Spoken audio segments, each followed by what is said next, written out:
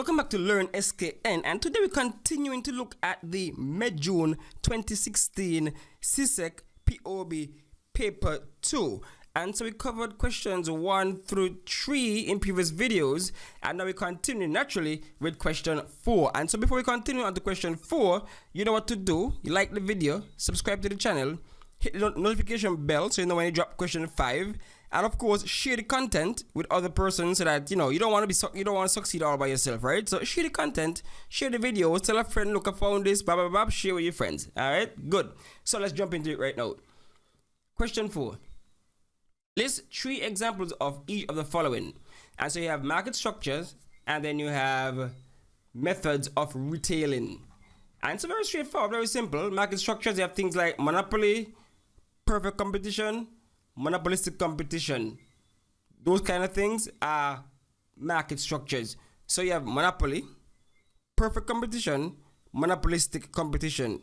Of course, you might have your duopoly, oligopoly, those kind of things also. So those are your market structures. So you have them right here, market structures. You have perfect competition. Then you have monopoly, monopolistic. You have monopoly, monopolistic competition, and oligopoly. So those are market structures. So when they're asking us to list, they're asking us to explain. So just 3 examples. Then methods of retailing. You can think of this thing easily. You have your supermarket, you have a department store, things like that. So you have shops, department stores, mail order, e-commerce, telemarketing, vending machines. Those are examples of methods of retailing right there. So easy like that. 1-2 punch, you knock off 6 easy marks out of 20. So 6 marks out of 20, you're almost there. Then I said differentiate between capital intensive production and labor intensive production. Now again, it's all in the definitions. So if you write the definitions of each, then you're differentiating just based on the definitions alone. As the word suggests, capital intensive. So they have 4 factors of production: land, labor, capital, entrepreneurship. And so this method of production requires a lot of the factor of production capital. So it requires a lot of money, a lot of expensive resources, a lot of machinery. So that's capital intensive. Whereas labor intensive is, on the other hand, it's the method of production that requires a large amount, a large input of the factor of production labor. So you have something like construction to a certain degree, farming to a certain degree. Those kind of production require a lot of manpower, people on the ground doing the work. So that's the difference between the capital intensive and the labor intensive. And of course, you go to your textbook, you have it right here. Capital intensive, a method of production or production process that employs significantly more machinery and other capital equipment than labor. And of course, labor would be the flip side. So if you go to labor, you see F, G, H, I. Labor intensive, a method of production that uses more labor inputs than capital equipment. So that's how we differentiate between the two. And easy like that, we have 10 marks. 3 up there, that's 6, and 4, that's 10. So we have 50% already, right? 50% with there. Now let's continue. Get the full marks. Outline 2 purposes of branding. Wow, easy. To identify the product. So you can identify the product from afar or whatever. So you can for identification of the product, yes. And also for you to be able to show ownership in a sense of that product. So you put a brand to show that so that nobody can replicate that product. So you can show you ownership of that product. And of course, branding can also be used to influence the purchasing power, the purchasing decisions of the consumers. So based on the brand, it can tell the customers, okay, because of this brand, we know what it's associated with. It's an identity. It helps to identify the product, not only in terms of, okay, I see a Samsung, that's a Samsung phone, but also identity as in, I see an iPhone, security, closed ecosystem, smooth operating. So that alone comes along with the brand of iPhone. So you see those things. But of course, you want some textbook explanation, we're going to give it right now. In the textbook we have here, branding is a name, term, design, or symbol or other feature that a business uses to distinguish itself or its products from its competitors. Right there, we have a function right there, we have the importance of branding right there. Branding creates a connection in the customer's mind between the brand the product and the business that makes it. As I said before, the Apple, you see the Apple brand, you know what's in store for you. Security, long lasting, value, that value as in cheap, value as in resale value, because iPhones don't hardly lose their value as fast as other phones. So in that regard, for example, it reminds the customer of characteristics linked to the product and the business, such as high quality, superior service, durability, effectiveness, and consistency. Good branding delivers its message clearly, both the company's message and that of the product. It should motivate the buyer to get on board with the brand's ethos and to buy the product.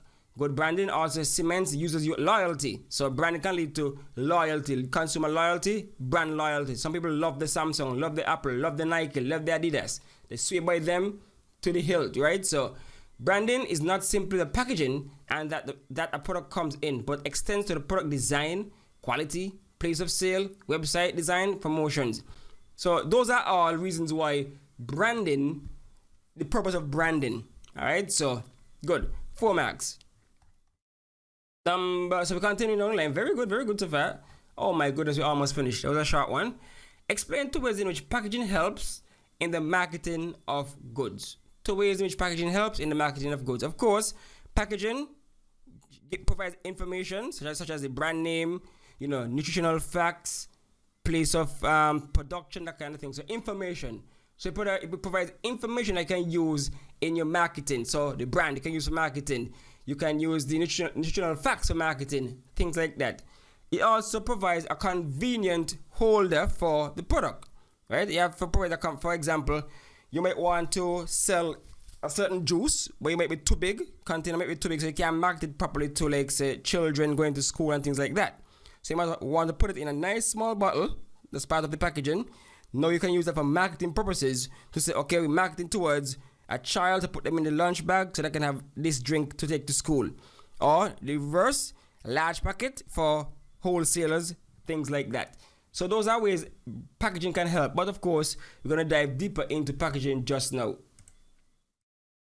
The packaging refers to the material used on the outer part of the physical product, which have the dual purpose of protecting the product and attracting the customer. Good packaging facilitates instant brand recognition. As I said before, boom, the name right there because of the packaging. You cannot write on a flour, you cannot write on a rice to know what the brand is. You have to get the packaging so you can write and put a nice display, the nice swoosh or whatever on it in case of Nike, the nice half-bitten apple, or in case of the Apple logo, things like that. So instant brand recognition because of packaging. Easy distribution, like I said. You might want to be able to take a product to school, but if it's large, it might not easily be used. If it is made of glass, that's a problem right there. So packaging enables easy distribution, easy selling, things like that. The shape of the package can allow the business to create bulk portion size to be used in distribution and packaging. For example, the packing of a 125 milliliter juice or milk drink facilitates packing into 12 packs. So that's what we're talking about. School children can go and enjoy them. Information to the customers, as I said before. Packaging enables you to print out the information like nutritional facts, where it came from, ingredients, that kind of thing. Any accolades the company might have received, you can put it there. Any certification you might have received, certified organic, boom, on the packaging. And of course, one of the most easiest and the most sensible answer is protection and preservation of the product. For example, Tetra Paks are used in the juice and milk industry in the Caribbean to preserve the liquids and extend the shelf life. Of course, you need the packaging to protect the products. It don't make sense to have weak packaging. You hold the package, tears away, and the product falls to the ground. You don't need that. Protection of the end user. It has become necessary for business to ensure that packaging offers a level of child-proofing to prevent children from easily opening unsafe items and to also tamper-resistant packaging. Again, packaging. So it's a common sense thing because you out there, you deal with packaging all the time. Sometimes they annoy you because it's hard to open. So that's bad right there. They shouldn't annoy you, right? It should have some ease of use. So you can see good packaging versus bad packaging, and I'm pretty sure you have some examples. All right, but with that, we've come to the end just like that. Very easy question, I must say. Very easy. So after number 3, they give you a nice easy one now, right? So if I were to choose, of course, I would choose this one. Easy. All right, let's continue with question 5 because these papers had options. So we're going to do in section 3, we're going to do 2 in one video because they had options. So question number 5. List 3 sources from which each of the following may be obtained.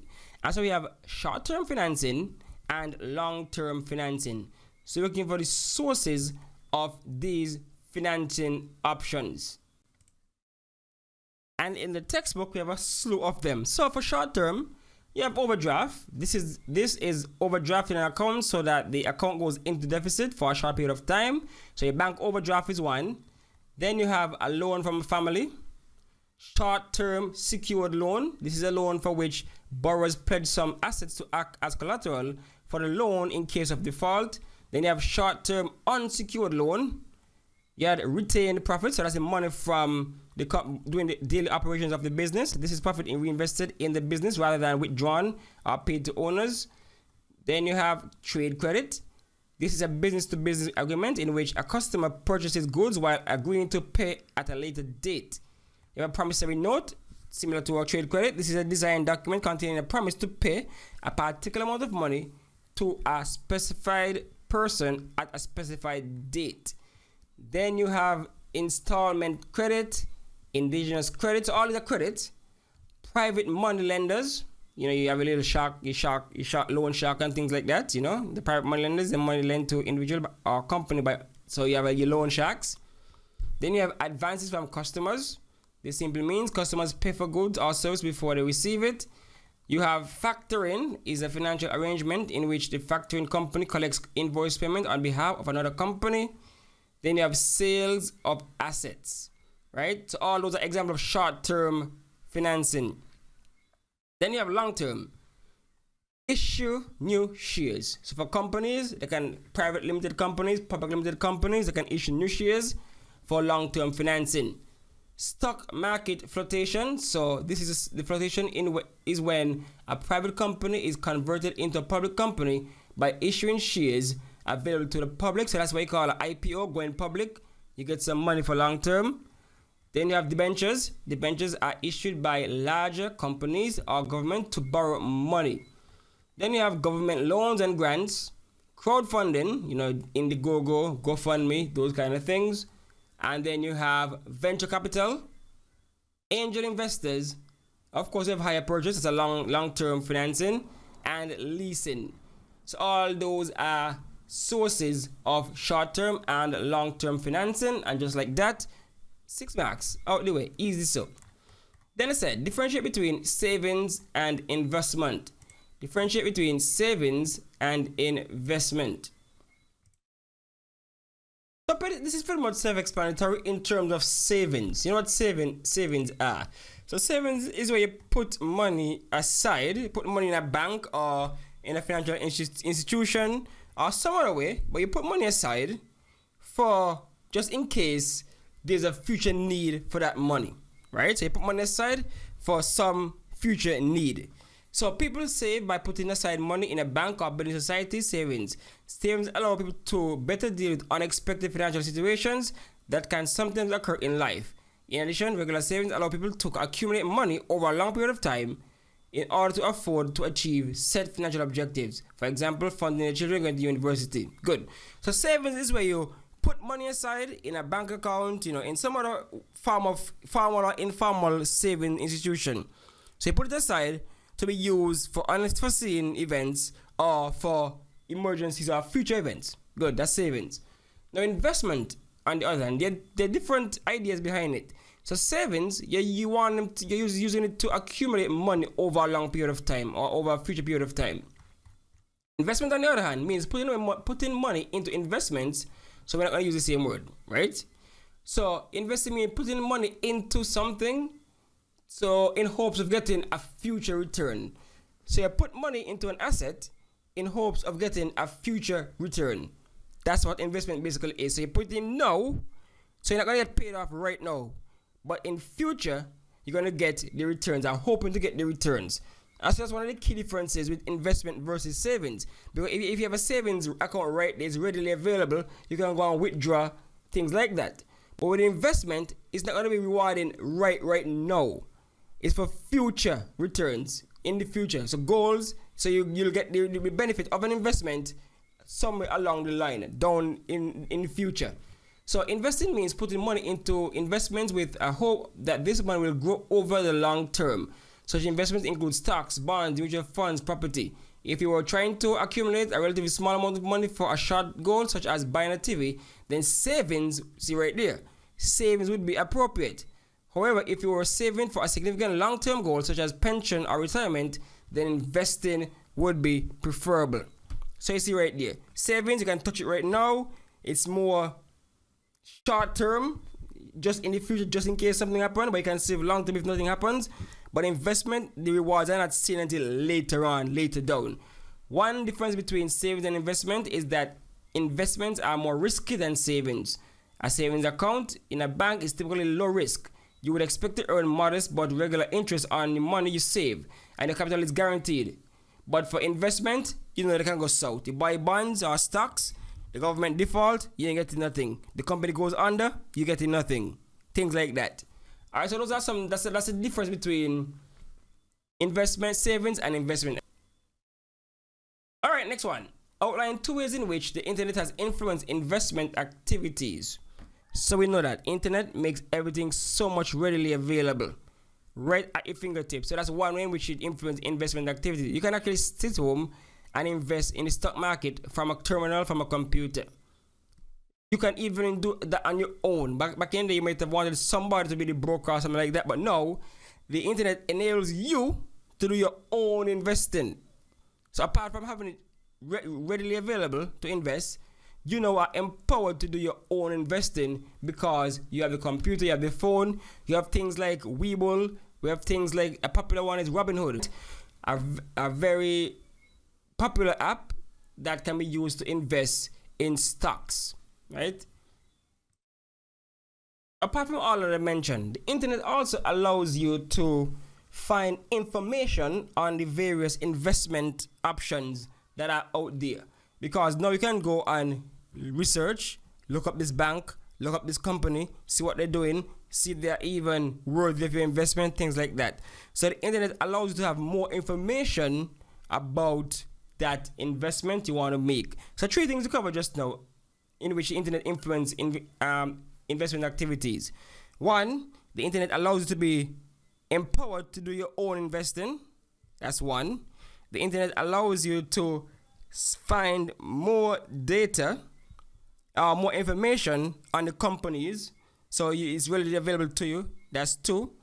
And so the internet also makes investment more readily available at your fingertips. So now you can actually go and, like I said, sit at a terminal and invest. You don't have to go through a broker, go to the bank, things like that. So so those are the 3 reasons there how internet has influenced the investment activities.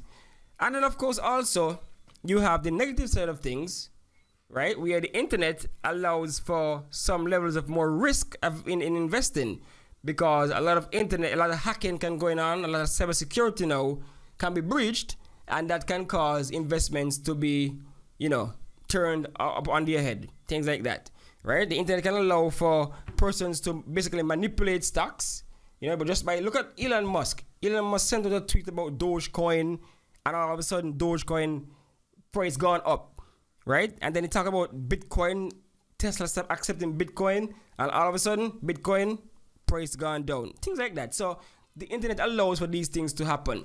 So all you have to do, this is a very application heavy question, and so you should be able to answer that easily by applying what you know about the internet and how we can facilitate investment activities, both for the good and the bad.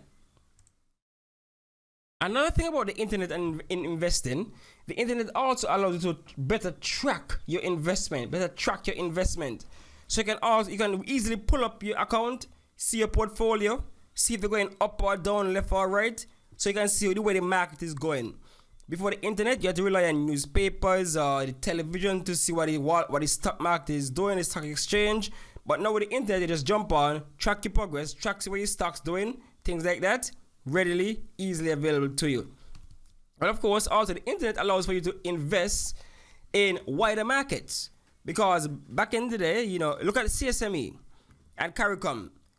Because of the internet, I can stay from where I'm at and invest in a company in the next island because of the internet. So I can just go, transfer funds, blah, blah, blah, invest in a company overseas because of the internet. So it expands your scope of investment opportunities in the internet. That's another very important part. Expand the scope as it relates to investment opportunities. So I've given you enough to just outline 2, get your max. All right, D. And this is the last one for this question. Explain 2 ways in which budgeting helps in managing personal finance. Good. Budgeting. Now, 1, 2. Budgeting actually shows you your cash flow in a sense. Budgeting tell you where your money is coming from, where it is supposed to be going.